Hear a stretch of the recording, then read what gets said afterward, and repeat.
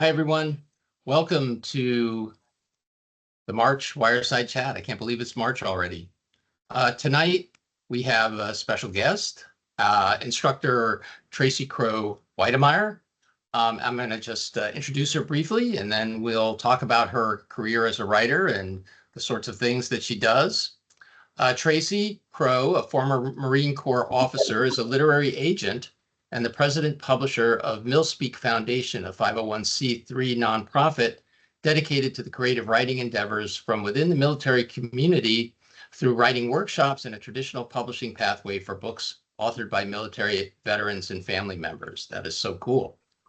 She's a former assistant professor of journalism and creative writing and the author-editor of 6 books, including her award-winning memoir, Eyes Right, Confessions from a Woman Marine, and the historical biography with co-author Jerry Bell, It's My Country Too, Women's Military Stories from the American Revolution to Afghanistan, which earned a starred review from Library Journal. In addition to her role as an online MFA adjunct here at SNU, Tracy teaches in the low residency MFA program at Queen's University of Charlotte in North Carolina. Currently, as a work-for-hire author, Tracy is writing the first historical biography of women in Air Force Special Forces from 1990 to 2022, scheduled for release in 2027 from Air University Press. She lives in central North Carolina on 10 storybook acres with her husband, a Major League Baseball lifer, and their 3 pups, Rocky, Hope, and Fenway. So Tracy, welcome. Thank you, Paul. And thanks everybody for carving out some time this evening and joining us. I really do appreciate it. I think that you generously put some information into the chat, but I'm going to copy and paste it in again because I think it came too far up in the chat stream for people to see it. So wow, you're I'm fast putting at that. Good. I'm putting in the URLs for Tracy's webpage and for the MilSpeak Foundation. And since I did put in a link to the MilSpeak Foundation, why don't we start and talk a little bit about what that is and what the aim of the organization is, how you started it, and what you do there. Okay, well, happy to. First of all, MilSpeak Foundation was actually founded by another woman Marine, Sally Parmer, back in 2009. Sally and I met at Queen's University of Charlotte at grad school, and which really flipped everybody out because it was strange enough back then in 2005 to even have one woman Marine, much less 2. And women Marine don't often meet each other unless they're actually active duty and on a base. And even then, we don't really see that many of us. So that was really kind of odd. So Sally, after graduation, went back to her station in Beaufort, South Carolina. By this point, she was retired, also disabled, and she started writing workshops. And they were so popular that she decided that she would create a foundation. And then she sought the 501c3 nonprofit status. So a few years into that, Sally remarried, and her husband had this horrific motorcycle accident that left him paralyzed from the chest down. So the foundation, yeah, she was taking care of him, and by the way, his name is Harry and she's Sally, but she was taking care of him. And the foundation floundered for a number of years. So then in 2017, she looked me up and said, how would you like to take over the reins of MilSpeak Foundation and bring it back to life? Because I was teaching writing workshops at that point to veterans all over the country. And so it just seemed like a good fit. So I took it over in 2017. And this is basically what we do. We offer writing workshops to military veterans, active duty, and family members of veterans. So the spouse, the grandchild, the dependent, any of those that qualify that are actually family members of veterans. So not only do we offer creative writing workshops and everything free, but we also offer a publishing pathway into the world for select books. And we're a traditional press. So our veterans or family members pay nothing. We are just like the Big Five. We pay for all the copy editing, all the proofreading, all the cover design. They pay nothing. So, but we only publish 6 to 8 books a year. but we've gotten starred Kirkus reviews, editors picked from Publishers Weekly. I mean, we're very, very proud. I'm very proud because I Yeah, select them all. no, you But should be. I mean, that's awesome. So yeah, are you also the primary editor of the books that you select for publication? well, when I decide that I'm going to take a book, like I'm going through machinations right now with an agent, and he has two writers that have co-written an incredible memoir I could not put down. And so when I select that, then I have to determine, since my time is all pro bono for this, how Yep. much time is that this project going to take me from a developmental editing standpoint? And if I feel like it's very close and only needs a few things here or there, and I really do feel like this book deserves a pathway into the world, then I'm going to sign that book. I'm going to do everything I can to get that book. And then it goes to a copy editor. So after I've done a little bit, of work with the editors, with the authors, then I will offer a contract. If we come to that agreement, then it goes to our copy editor. So it's that close before I even ever make an offer. But I mean, Wow, that's but kind of the way it is in the publishing world anyway.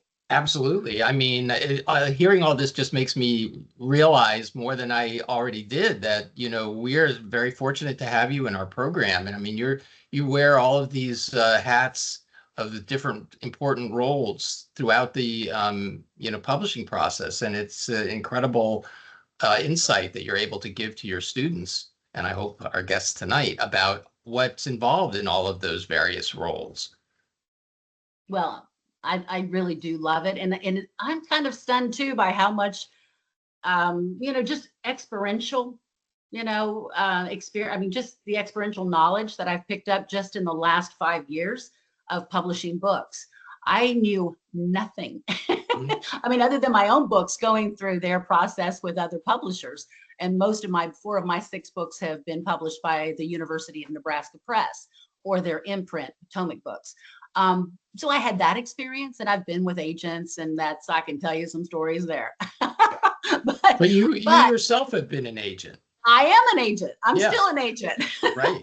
But I mean, just I knew nothing about like how to get a book on Ingram Spark and how to get it and what all the metadata was and how to figure all that stuff out and then what to price it at and everything. I mean, I had no idea 4 or 5 years ago how to do all this. And so what I've picked up and learned over the last several years is just, sometimes it really shocks me too. So did you pick all that up? I mean, just by doing it? Yeah. I do have some friends who have their own presses. And so, I've turned to them every now and then for a little bit of insight, but I actually designed the covers. I mean, I designed the first mock-ups for every single, I decide what the basic elements are going to be for every cover design.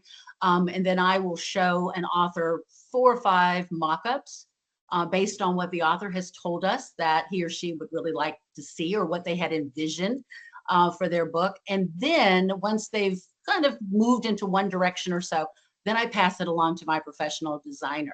And Michelle is such an artist. And she will take whatever I've amateurishly mocked up and she turns it into gold and has won awards for our book covers. That's fantastic. She's amazing. So, and does MilSpeak also publish fiction, or do you just publish like nonfiction, memoirs, that sort of thing? We do our best with memoirs, and I think that's because every author who has written a memoir comes with basically some sort of built-in audience, family, friends, colleagues, that sort of thing. So we do our best with memoirs, but we have published a lot of fiction as well. And I've even published our first poetry collection, which I am so proud of. Yeah, she's actually a professor at the University of Kentucky. So this is her first poetry collection. And she only had about, I think, 60 pages. And I said, no, I want this. I want a book. So I pushed her. We got to about 114 pages. It's a gorgeous, gorgeous collection of poems. She's a military wife of a special the Rangers, 82nd Airborne. So she's got lots of poems in there about that, lots of poems about the waiting, about the family being left behind, the transitions that families go through. And then her father too was in the Army. So she's got the intergenerational aspect in her poetry. But it's Mhm. called The Indignity of Knowing. Ah, Great title. beautiful. Thank you. Yeah, it's beautiful. It's got a long tagline, military life and verse or blah, blah, blah, blah, blah. Sorry, I can't remember it all. So I want to ask you to kind of trace, if you can, um, the twin passions of your life that have at least coincided in MilSpeak, and in the project you're working on now, which is the Women in the Air Force project. So talk a little bit about your writing path, talk a little bit about your military path, and how those two came together. And before you do, I just want to remind everyone that's listening to please type your questions in the chat so that I can surface them to Tracy. Thanks. Well, let me just start off that I was the last person in the world or in my family that anyone ever expected to join the military, much less the Marines. And that whole story is chronicled in my memoir, Eyes Right, Confessions from a Woman Marine. Why?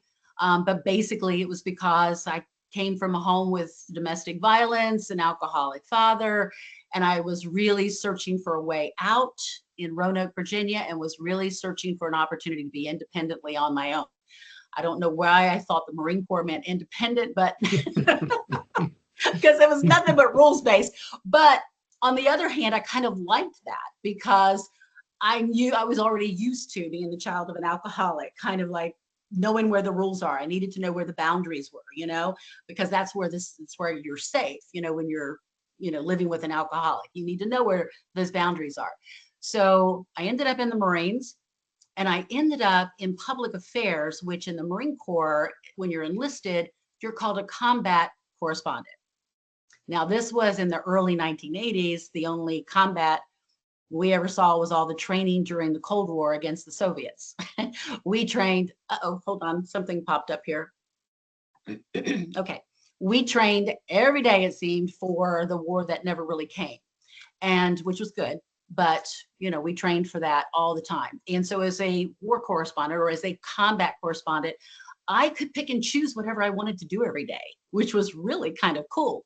If I wanted to go do a story on helicopters on the CH-53 Sea Stallion, I could call up the squadron and say, hey, I'd like to come down. Are you flying today? And I could go down there and hop on the CH-53 Sea Stallion and go wherever they were going for the day and get a story out of it. Come back, put it in the base newspaper. So it was really 10 years of an incredible experience. And so I went through the ranks. You were getting like on the job training as a journalist and writer then as well. Yes, exactly. Yeah. And all that possibility is still out there and available now. And that's what public affairs specialists do. We were trained at the Defense Information School, basic journalism, all the way through photojournalism, advanced photojournalism. So we knew back then how to even process film, rolls of film, stuff that they don't even do anymore. But, we were in dark rooms. We were doing all kinds of stuff.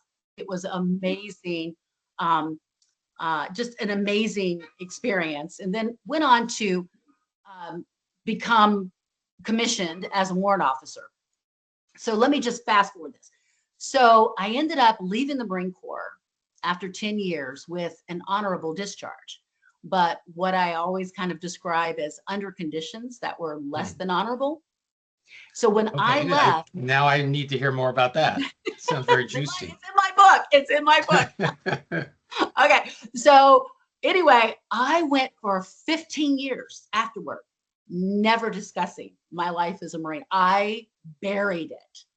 And the only time it ever came up was on a job interview. If somebody said, oh, I see, on a resume, I see you were, and I tried to get in and out of that subject as fast as possible because I did not even want to discuss because I was so afraid of the question, why did you get out after 10 years? So then fast forward, I'm in my 40s. My daughter is a sophomore in college, and I have an opportunity to finally finish the college degree that I kept getting interrupted, from duty stations and this and that. This was way before the internet was ever invented. So, I finally had an opportunity to go back to college, and I ended up at this really lovely, small liberal arts college in St. Petersburg, Florida, called Eckerd. So Eckerd College requires creative writing majors, which I had decided I would be because, I'd been writing in journalism. I thought always wanted to write a book. I need to be in creative writing. You have to take a memoir class. So I'm in there and I'm writing all this stuff I think I want to write about, like my grandmother's passing. My grandmother had come to live with me her last few years. And, there was all this stuff about that and my grief and it just wasn't landing. I wasn't sticking anything. And so on the way out of class one night, I was talking with my professor, Helen Wallace, and all of a sudden she says, Tracy, did I hear something about you having been in the Marine Corps? I was like, I said, yeah. Now this is 10 o'clock at night because adult classes at Eckerd College went from 5:30 to 10:30. So this is like 10:30 at night. It's out dark. We're out in the parking lot, I said, yeah. And she said, well, why did you get out? I was like, dang it. That's the question I don't want to ever talk about. And I don't know what happened. I swear to God, I think it's the powers of Helen Wallace. I mean, she is this amazing poet and this amazing memoirist and professor.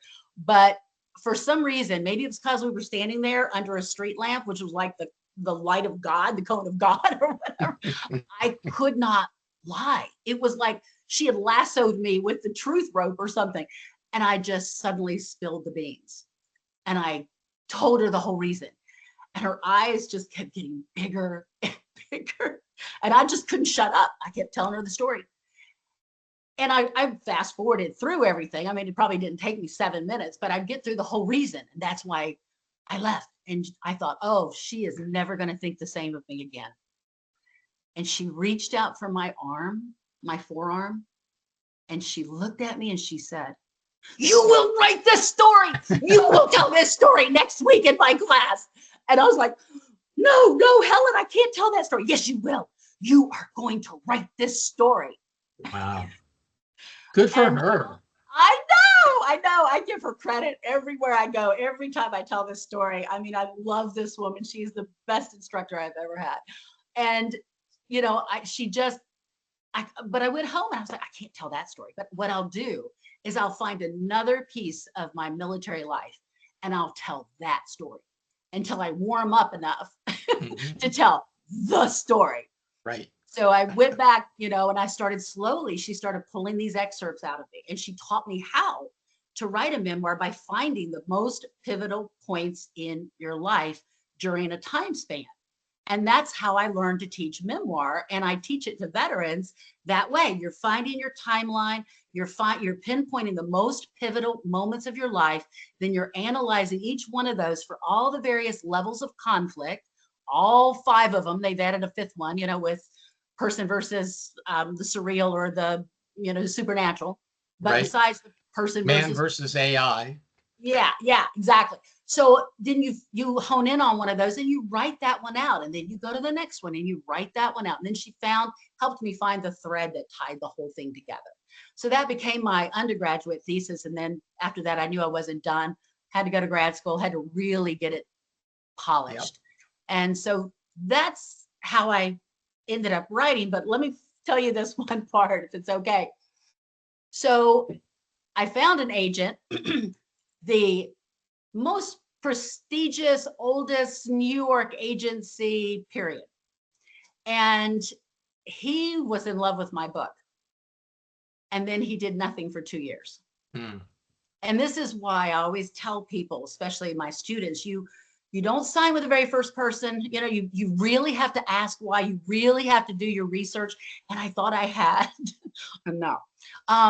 But I ended up placing the book when he finally left the business. I ended up placing it years later with the University of Nebraska Press, which it couldn't have been in a better place. I mean, seriously, they were fantastic and I learned a lot from the process, but they didn't tell me on the release day, which was April 1st, 2012. They didn't tell me that the publicist had placed an excerpt that she personally had carved out. So on April Fool's Day, in 2012, I get this text at 7 o'clock in the morning from my mother who had just learned how to text. And she said, Tracy, wake up. you're the lead story on AOL. I'm like, what? So I jump out of bed and I check, AOL HuffPo, and there I am, like, oh Wow. my God, with the great big 1980s glasses. They used the worst photo possible. And then under the most salacious headline. Well, I just knew I was going to end up fired from the college president that day. And all my students, it was the newspaper night. So all my students were telling me, Tracy, don't read the comments. Whatever you do, don't read the comments because you're going viral. Don't read the comments. We got finished with the newspaper, went back home about 5:30 the next morning, and I sat there and I read every single comment. And they were slut shaming, horrific comments, horrific. And all of a sudden, after 400 and some comments, it suddenly dawned on me, nothing they said was triggering me. Nothing was affecting me. I had become Teflon. And the reason, this was why I discovered the power of writing. The reason I had become Teflon was because everybody was talking about a version of Tracy Crow that no longer even exists. They weren't talking about this Tracy Crow. They were talking about the young 20-something Tracy Crow who made a really strange left turn after a lifetime of right turns, And so they were talking about that version. I judged her too for like 30 years. So why wouldn't they? And that was when suddenly I discovered the healing power, that when you really do the self-examination and the self-reflective writing, and you really learn about the motives, and you really analyze why you would have done such and such, what scripts from childhood were you operating off of. And when you really do that hard work, then you take your power back. You own your own story. You own the story. And that was what I was able to go out and tell all these other women veterans who are struggling through moral injuries and sexual assaults, and of course our male veterans too, going through exactly the same things. So not that I went through the sexual assault stuff, but plenty of harassment. But the thing is I'm able to tell that story to say, see, this is what happens when you do this work. It's powerful. You take your story back. And even the veterans who turn their real life into fiction and are able to rewrite an ending or rewrite the outcome or rewrite whatever, they feel they're back in control, of that story and of themselves. So anyway, I've sucked all the oxygen out of the room, but that tells you a little bit about where, where I started and how I ended up with that book anyway. I'm going to come back to what you were just saying, but before I do, I want to pull a couple of questions out of the chat. Here's one that says, I'm a combat veteran who writes poetry. My works don't talk much about military things. Is that a prerequisite within your foundation as far as starting a communication with you? No, it's not. No. We're not so much concerned about the content as we are about offering a pathway, period, for quality work. I mean, I'm not going to lie, the work's got to be top quality. I mean, we wouldn't be pulling in Kirkus, starred Kirkus reviews and editor's picks if it wasn't. But it's not so much about the actual type of content, whether it's about the military or not. No. I mean, I've published a fantasy. I'm publishing a 3-book fantasy for one of our authors who's the granddaughter of a veteran. So, she also happens to be the daughter-in-law of Marilyn Robinson. Oh, wow. The writer, Marilyn Robinson. Yeah, the Pulitzer Prize winner. Wow. A totally different kind of writer because, there's no genes involved there. It's in-laws. Right. But, she's a super, super writer. So, I mean, I'm publishing her fantasy. So. Very cool. Here's another one. Have you thought about writing a children's picture book about a child/children coming to the understanding of their parents/parents in combat? I've heard recently about someone who has done just that, and I don't recall who it is, but I do remember just mentally cheering that was being done, that there was somebody putting that out there in the world. I don't know if she was self-publishing. I just remember that.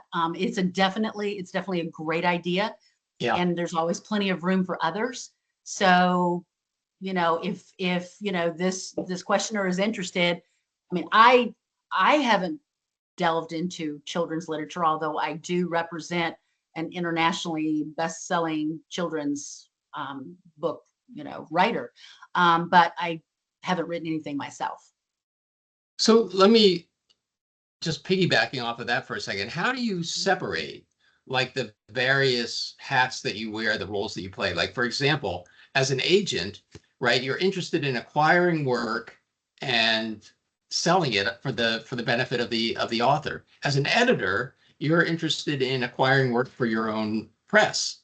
As a writer, you're interested in selling your work either to an agent or, well, you don't sell to an agent, but having an agent represent you to sell it to a traditional publisher for the most money that you can get. So how do you keep those roles separate, or do you? I do. There has been a little bit of crossover, and I'll explain to you about how that happened. But I do keep them pretty separate. Most of the time, the people who contact me keep it separate. They tend to either know me as either I'm with MilSpeak Foundation because they've seen me online or social media or whatever, and so they know I wear that hat, or they have found me through Query Tracker or the American Association of Literary Agents, and they're coming to me just because they are looking for agency representation. Yep. So I that's, they pretty much separate themselves. But I started off as an agent, even though I was already with MilSpeak Foundation. I had not started the publishing part, restarted the publishing part of MilSpeak. In fact, I didn't know if I ever would. I thought when I took over MilSpeak, I would just primarily focus on the creative writing workshops because I didn't know anything about how to get a book out into the world, really, personally. Plus, we didn't really have the funding for that. So all of a sudden, one day, a donation came in from a very good friend who said, I've just mailed you a check for such and such. I don't care what you spend it on. I don't care if you put it in your personal account, but I've seen you teach these workshops and I think you deserve an opportunity to go out there and do some more. And I called her and I said, wow, this is an incredibly generous gift. What do you think about us publishing books and getting that world, that imprint started back up again? So that really excited her. So here was the thing. At the time, I was representing 4 or 5 authors who had military ties. Some of it was military material, some wasn't. And I had been, I was their agent. And we had gone through everybody. I mean, hey, let's face it.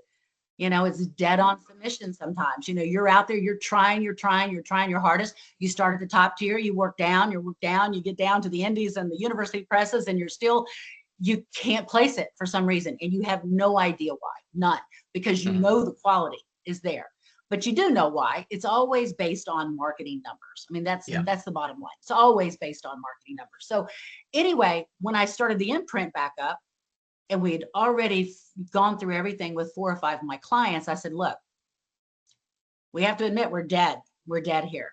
However, how would you feel about being my first published authors with MilSpeak Books? Well, they were all thrilled to death. So that was the time that is actually crossed. But that's the only time it's crossed because, for example, I mentioned earlier, I'm going through contract negotiations right now with an agent who brought me, this co-written memoir. And I mean, he's found me through MilSpeak Foundation. He didn't even know I was an agent. So now agents are coming to me. I had another agent who bugged me for almost a year about her client's book. She could not place it anywhere. And she is a very, very well-known top agent. And when I read the book, couldn't put it down. And I was like, geez, why can't you place this book? She said, I have no idea. I said, please, I'll take it. I'll take it. I'll take it. And I said, I'm so sorry I put you off for like a year, but I mean, I was buried at that time. And I just couldn't even read another thing at that moment. So I do keep the role separate. Sometimes there's a little crossover, and when it is, it's a win-win for all of us. That's the way it happens. I think you said something there that was really good for a lot of our listeners to hear, which is that you can do everything right, and you can have a fantastic book and have it in the hands of a very capable agent, and still nothing can happen. And it's nobody's fault necessarily. And now, don't get me wrong, sometimes it is somebody's fault, right? Like with your agent, your first agent who just sat on your book for 2 years and didn't really do anything. Well, that was obviously, that was bad. But a lot of other times the agent is doing everything they can possibly do, and working very hard on behalf of the book. The book is fantastic. Everybody knows that. And in fact, a lot of times the editorial rejections that you'll get will be something like, this is a terrific book. I wish we could publish it. I know you'll find a great publisher to take it. But you don't, because everybody says that. So well, I Yeah, mean, I think what is your advice to like, aspiring writers who may one day face that sort of thing? mm, well, here's the advice that I always give my clients, and that is that what I want you to do is the best job possible of releasing all expectations of outcome. Mhm. I mean, I know that sounds very Buddha, but seriously, that's where the suffering comes in at. Yeah, When we it's true. start hooking on to, oh my God, now I've got my agent. This means we're going to sell the book. Oh, Hmm. my dear God, do I wish. I don't even want to know what my percentage is because it probably would be too depressing. Because we are out there with so many other agents, and I'm working from home, so I don't have the advantage of whining and dining, Hmm. publishers in New York. I don't even know if they still do that really at this point, but um, there is that in world in which certain big five editors, they know lots of these agents, they've done lots of deals with them before, so they're more apt to look at their stuff than they are something I send. But I will tell everybody this: look, I can't guarantee anything other than I can open the doors, and I can promise you that your book will be in the final rounds of consideration because the quality of it is there. And I have Hmm. I've matched you with the most appropriate, publishing houses for your material. So in every single case, every one of my clients has made it into a final round of consideration, to the point where we are sitting on pins and needles waiting for the Hmm. call, only to find out that of the two books they were considering, it went to another one. Yeah. And I mean, I cannot tell you how heartbreaking that is. In almost every case, we have finally found a home for almost everything, but not everything. Some books we've had to just say they're in the proverbial drawer, for maybe another time, and keep writing the next one. Hmm. But what I always say is, please let go of your expectations. You just an attachment to a certain kind of outcome, a certain level of advance, a certain level of publisher. I mean, just let it go and trust that your work will find its way into the world, at the best time with the best house. I always say too, I really never know why some books are like that and other books that are much better quality can go on and on and on and stumble along for a couple of years before they ever find anything. I don't know. I don't know if it's fate, kismet, past karma coming back on every. I mean, I don't know. I Yeah. just know Nobody does. that, no, I just can say this: if you know your quality of the book is there, trust that when the right time comes along, the door will open. The Yeah. door will open for all good quality work that's meant to be in the world. That I truly believe. I actually believe that as well. And I mean, really, the only thing a writer can control up to a point is the quality of their work. Exactly. Exactly. That's it. That's all you can control. And you've got to be open-minded enough to seek that help, and then be willing to integrate the feedback. But you've also got to have a good, strong gut feeling and trust factor. So it's kind of Yeah. hard. You want to be true to your story. You want to have trust your own gut, but at the same time, you've got to seek some professional help from people who Yeah. really do. This is where your professional developmental editors come in at, who can maybe help pinpoint something. But when I'm pitching something, I start pitching only to 5 at a time. I mean, there are a lot of agents who will just throw it all out there at one time.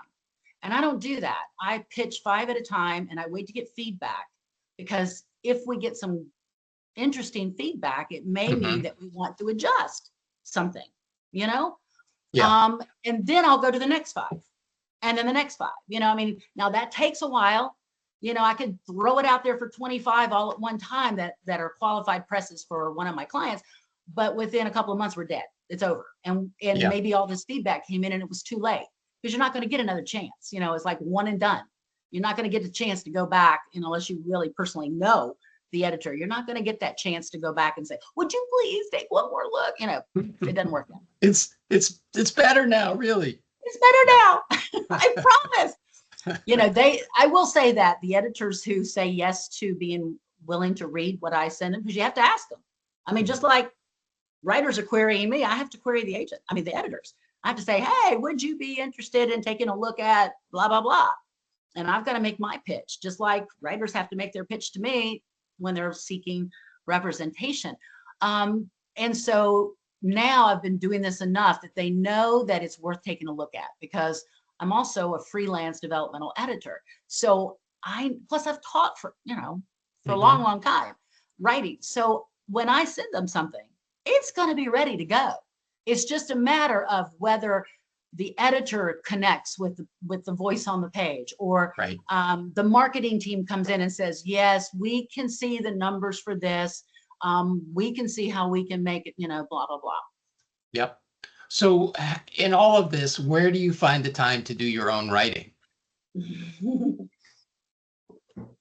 Well, I'm one of those compartmentalization kind of like experts. I think I always tease everybody and say I'm also a Capricorn, which means the only thing I know to do to have fun with is to work.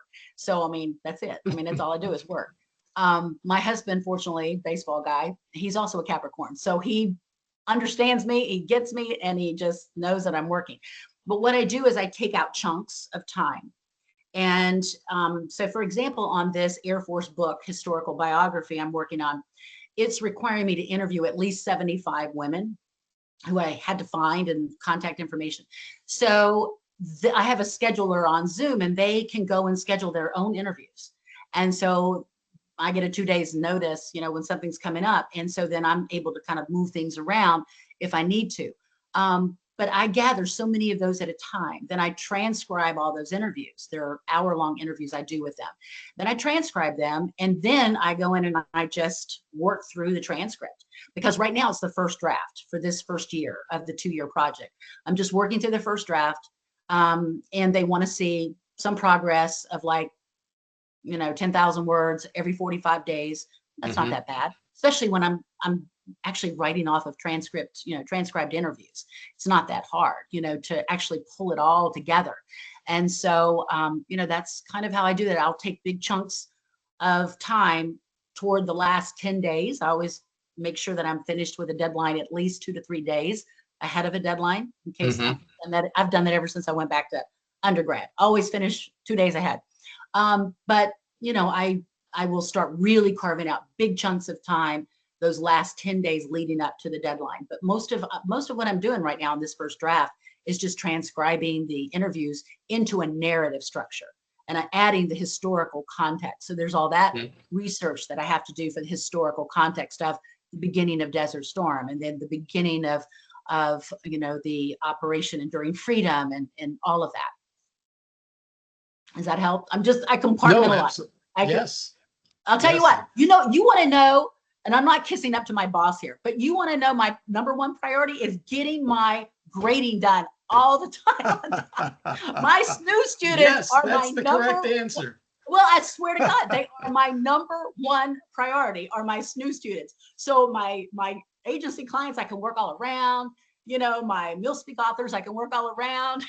My writing, but my SNU students come first. Well, that's heartwarming to hear, and I know that's true. I hope they feel that. I hope they feel it. I'm sure they do. True. Yeah, I'm sure they do. So let me pull another couple questions out of the chat here. I've had numerous classmates here that are veterans and intend to use their experiences in both their fiction and nonfiction. What organizations or groups would you recommend they seek out for support with other military writers? Are there groups you know of that cater to veteran authors? Oh, there's so many. There's so many. And you're welcome to, email me and I'll send you a list. I'm terrible when it comes to on the fly coming up with names, but there's the Military Writers Association. There used to be ODART 30. I think that's still going on, but it was also attached to a literary journal. There's Midwest Review, which actually is run by a good friend of mine, Randy Brown, who goes by Sherpa. But he actually puts together poetry. He does mostly, it's all poetry, and he'll do poetry anthologies, and they're all written by military veterans. But that's called the, it's either Middle West or Midwest Review, but just email me so I can send you a list, or maybe I can send a list to Paul and he can find a way to get it out there. But Randy Brown is amazing. In fact, he was teasing me like, what are you doing going into poetry? You know, that's my thing, right? Why are you publishing a poetry book? So I said, I'm only going to do a couple. I promise, Randy. You're the poetry, military poetry expert. All right, here's another question. Do you think an MFA would help someone to become a professional ghostwriter for novels and children's picture books? I said that's interesting combo. I start next term for my MFA program here. Angel, very much looking forward to working with you next term. And I'm really nervous about it as a writer. I'm working on a dark fantasy novel. Professional ghostwriter. Have you ever done any ghostwriting?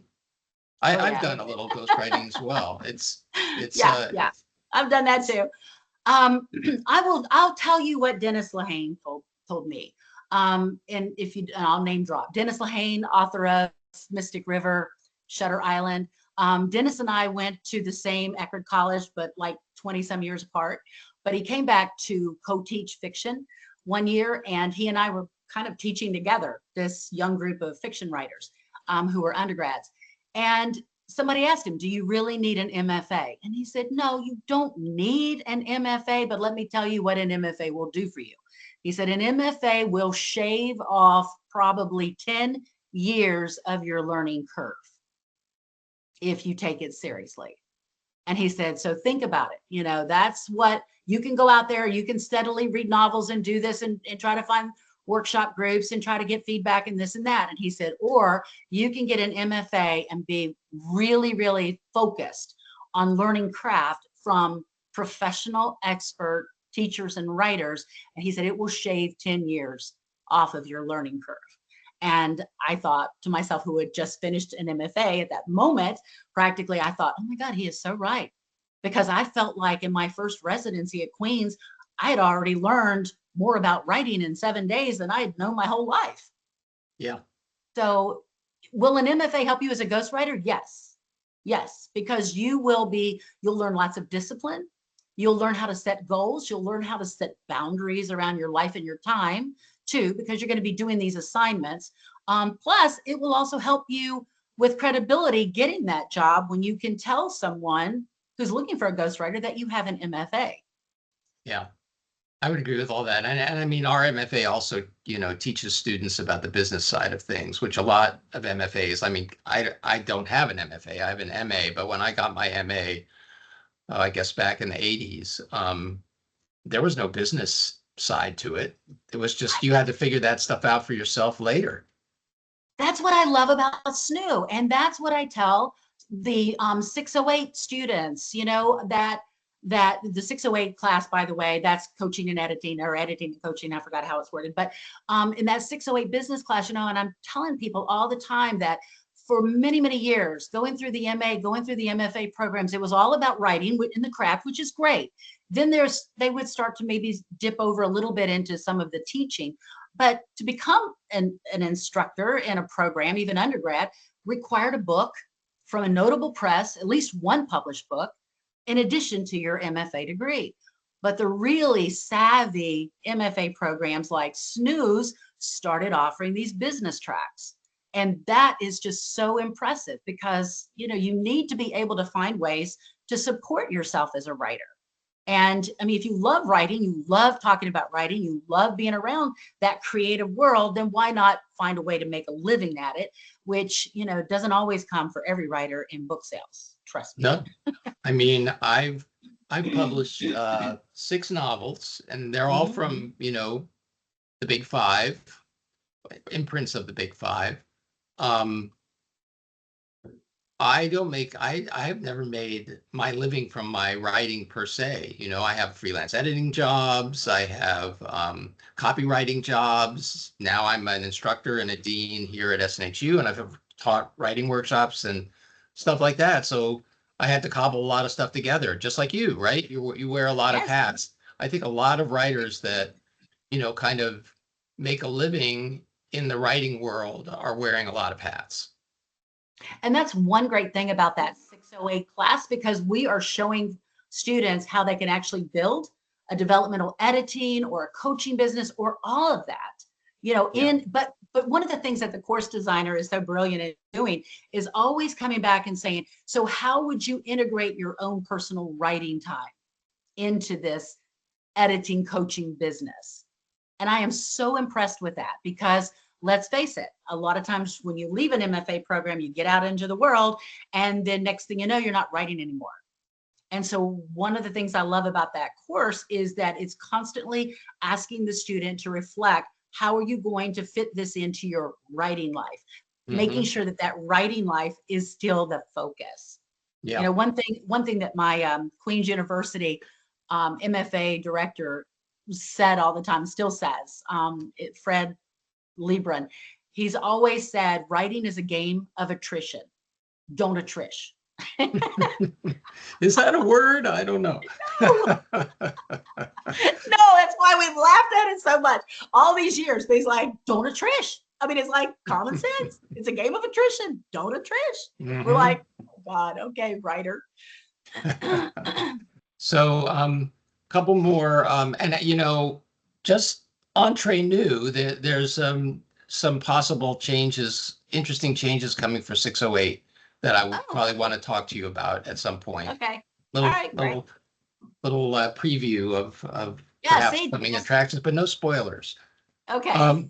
Okay, so what piece of advice would you give to someone who wants to write a memoir? Okay. Let me see. Where would I start with that? First of all, I would say read lots of memoirs. Read lots of memoirs, especially if you're just starting out. Read lots of memoirs that are just considered the best in the world. And I can give you a list of names of people. Then I would say that you would want to pick up the book, which is called, I think it's Your Life as Story. That's the textbook that I was introduced to at Eckerd College in my introduction to memoir. And it actually provides you pretty much everything that you need to know about how to braid a memoir, how to braid storylines together, how to find your stories, and you know, how to create these plot lines and discover like what are the pivotal moments in your life, the ones that you really feel were the life-changing ones, the ones you want to explore and create for the memoir. One of the hardest pieces, one of the hardest things anybody ever said to me was from a former brother-in-law. That marriage is gone. But it was actually very helpful. And I was writing my memoir and I was writing like crazy. And I was revising after grad school. We were at the beach. We went to the beach every summer, all of us together. And all of a sudden, Stuart says, well, why do you think anybody's going to want to read about your life? And I was like, wow, why is anybody going to want to read about my life? You know, but it really caused me to go back and open up one more layer of vulnerability that I realized I had not gone to yet. And that was the piece that I was missing, was when he said, well, why do you think anybody would be interested in reading about your life? I thought, you know, if I'm not going to be completely vulnerable in this project and on this page, he's right. It's going to flop. It's going to go nowhere. And so I had to go to that place, you know, and as we say, no tears for the writer, no tears for the reader. And it was tough. I mean, it was tough, but that's how I got it to a place where it was able to be published. I hope I've answered. Yeah, no, that's a fantastic answer. And I mean, I feel as though what you're talking about, that kind of vulnerability, is something that's equally important in fiction and memoir. But the difference is that with fiction, and maybe this makes it a little bit trickier even in fiction, because you still have to be vulnerable, even though you're kind of a step removed, and you have these characters there that are sort of, I don't want to say that they're masks or puppets or anything like that, because they're not. They have their own, they have their own issues. They're their own people, but still you're being vulnerable through them. But in a memoir, Yeah, but you're also vulnerable through yourself, aren't you? yes and no, because kind of keep in mind that even in memoir, you're creating a persona on the Yeah, page, yeah, just as you would for fiction. And there are techniques for learning how to do that. Um, I would say that there's a crazy thing going on right now where the one point of view that most editors nowadays do not want to read, if it comes from a debut novelist, they don't want to read first person point of view. And the reason they say they don't want to read first person point of view from a debut novelist is because the debut novelist typically is still writing what they know. yeah. And because they've never trained in memoir, they don't realize all the holes that they are leaving as they are Interesting. attempting to create this first person, because that first person point of view novel should read Mhm. as if it's somebody's memoir. Yeah. Wow, I never thought about that before, but I mean, it really seems as though fiction writers could learn quite a bit from reading memoirs, not just those writing in first person. Absolutely. Absolutely. Yeah. I would think so. Yeah. Yeah. Let me move on to another question here. I'm not sure if it has already been asked, but I got here late. Well, we'll ask it anyway. Do you have Yeah. any advice regarding time management? Well, we did actually sort of talk about that. I'm a mom with ADHD who works full time while doing this program, and I'm looking at how others manage their time to see what works best. And Tracy talked about her ability to compartmentalize. Yeah. And I was also diagnosed with ADD when I was in my late 50s. I think maybe from a head injury that I had from a head-on collision with a drunk driver, one time many years ago. And I think some of that just kind of messed up. But so I understand. I will tell you that when I'm in a writing phase, I'm up at 5:30 in the morning and I'm writing until 8 or 8:30 in the morning. Everybody has a different way of doing it. And I always, when I was teaching undergrad at Eckerd, I would do an exercise. I would create a portion of the course where the students would have to go write in 3 different locations. And they would have to then self-reflect on what it felt like to write in all 3 of those different locations. And that was helping them to home in on what kind of writer they were. Were they the kind of writer who could write in a Starbucks with all bedlam going on around them? Or were they somebody like me who has to go into a dark cave and just with the same soundtrack of John Mayer playing all the time, where I don't even know the words anymore, but as soon as I hear it, I just go into writing mode in a cave. So, but once you find out what kind of writer you are, then you stop fighting the process. And you can ask this question of everybody, but the best answer is you have to find your process, your best Mhm. time. There's a great article I share with my advanced fiction or advanced literature students, and that is the 10-minute writing, finding 10 minutes and opening up for 10 minutes on something on a page. And it's amazing what you can get done in 10 focused minutes. And they've all tried it and come back and said, oh my God, this was a great idea. And then I don't feel so hampered. I feel like at least I got something done. And then I always tell everybody, look, if you can't write every day, which is okay, find a way to touch the business. Find a Mhm. way to stay connected, even no matter how busy you are. Read an article, connect with a writer friend, do something that touches the business every day, even if you can't find that 10 minutes to dabble or play around or open up creativity. I hope that was helpful. No, these are all fantastic answers. I'm gonna jump over to one more question here since we're coming to the end of our hour. Um, what's the most important component of a pitch in your opinion? I just realized that your that your husband is a baseball player, deals with pitches of a very different kind. That's probably what brought you together. He was working giving private lessons tonight with a pitcher. Yeah, he's amazing. He's been in baseball his entire adult life, and my daughter is married to a former pretty well-known linebacker. Oh who's gosh, wow. out of business. Yeah, you would recognize him because you and I are, well, I'm a lot older than you are, but you would know him. But at any rate, yeah, pitching. All right. Here's what I always say about pitching and queries. I'm not one of those agents that spends a whole lot of time worrying about what your pitch or query reads like. If it's written well, if you've told me what the word count is, if you've told me what the genre is, if you've told me what the subgenre is in your comparables as you see it, if you tell me that it's this meets that, it's the court of thorn and roses meets blah, blah, blah. That tells me that you know something about it and you've actually worked on it. If you tell me you have a book proposal, I am going to say send it right now. And that's something I'm really big on. Nowadays, editors want book proposals, fiction, memoir, everything. So if you tell me you already have a book proposal or you're willing to send me one, I'm going to love you and I'm really going to give you extra attention. So it's not so much like you've got to wow me like with some kind of marketing spiel, like what I might find on the back cover. Just tell me, hey, I'm wondering, are you interested in a 64,000 word spec fiction that I'm seeing as blank meets blank? And, comparables would be such and such. And I've got a book proposal. If you'd like, I'm sold. What goes into a book proposal? I'm happy to send you my template and you can forward if you want. Oh, that'd be awesome. Yeah. I got it from one of my writers community. Yeah. I got it from my agent years ago. So, okay. And then I just use it.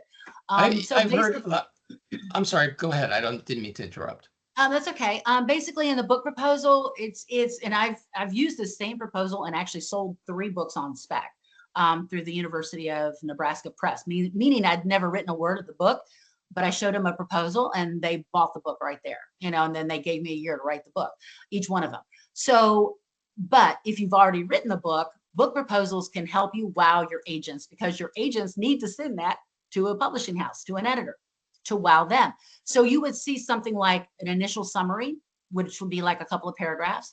Then you're going to see like the word count. There's a special, there's a set format for it. I'm happy to share it with you. And then you would show like 1 or 2 sentences per chapter.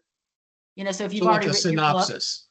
Well, you do have a synopsis in there, no more than 1 or 2 pages, but then you do chapter summaries. Okay. So your chapter summaries are like anywhere from 2 to 3, and they're just touching on the nut, the beat of that chapter all the way through. And then the last part of it is going to be you as the author in terms of your platform, if you have one, or marketing, who who you're willing to talk to, who you feel like would buy the book that you already know. You've already done talk shows, whatever. You're willing to hire a publicist, any of that. I know I'm talking fast because we're running out of time. I know, exactly. Well, I'm scrolling through the questions to see if there's one more question I can grab. I mean, the way that you describe the book proposal, I mean, if you're like the kind of writer that kind of, a pantser rather than a planner, then you're at a bit of a disadvantage in terms of like coming up with a book proposal, right? Because you don't like to outline your work before you write it. Right. But if you've already written the book and now you're ready to start pitching agents, you want to have that book proposal finished. Yes. Then you go into your book and you break it down, right? Yes. And in fact, in the exercise of doing that is probably going to reveal things about your book that you hadn't understood before. Exactly. I mean, you might just you'd be surprised how many writers don't even know. Well, fortunately, our SNU classes are teaching them, but a lot of the writers I see when they come to me outside of a SNU class, they don't even know where subgenres they're in. They don't even know what their comparables are until I send them the book proposal template and tell them to go finish this, and then I'll talk about it. And then they're like, oh, wow, I didn't even know where my own book fit in the market. Now, we teach our SNU students, how to do that. But the average writer out there who's querying me, they don't know. They don't even know. Yeah. No, that's one of the advantages of this program, I think, for sure. Well, that is the end of our hour. Tracy, I want to thank you so much. I mean, I honestly, I feel like we could have gone on for another half an hour or so. Maybe we would love to have you back at some point. And do you have anything you want to plug? Do you have any articles, any books that are, I mean, I know we sent people to your website earlier. I'm assuming they can purchase anything from there. You can just Google me on Amazon and you'll see all the books pop up, except for the one I have under a pen name, but I won't tell you. But you can, it's a military conspiracy thriller. But you'll see all of the ones that have been published by Nebraska Press. Very cool. All right. Well, thank you so Thanks, much. everybody. Thank you for this opportunity. Thank you. Yes, absolutely. And Bye. thanks, everyone. And we'll see you next month, I hope. All right, everybody. Good night.